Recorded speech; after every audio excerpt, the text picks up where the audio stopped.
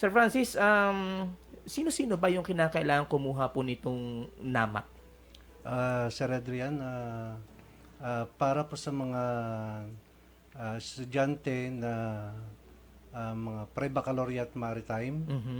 non-pre-bac students, na kung saan sila po ay actually pwede silang mag-enroll, lalo na po yung yung mga gustong kumuha ng BSMT or Bachelor of Science in Marine Transportation. Mhm. At ganoon din po sa mga gustong kumuha ng kurso na Bachelor of Science in Marine Engineering. Mhm. So, meron pong yung mga gagraduate po ngayong taon, at ganoon din po yung mga degree holder, pwede rin po silang mag-take ng NAMAT examination.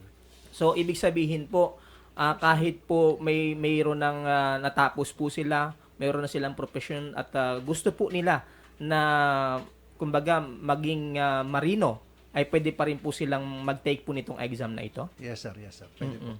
So, meron pa tayong age limit po dito, sir? Actually po sir, wala naman pong age limit as long na gusto nilang kumuha ng kurso ng Bachelor of Science in Marine Transportation, at ganoon din po sa Bachelor of Science in Marine Engineering, wala naman Mm. pong age limit sir. So, kahit na tayo ay meron ng mga natapos, ano po, at gusto natin na maging malalayag, lalo na kung naisip natin ay mas maganda pala ang kita dito, ano. Alam nyo, ito yung ano parang sa bagay napapanahon po ngayon, ano, at talagang isa po ito sa tinitingnan na talagang malaki po yung naitutulong ano po sa kabuhayan ng marami.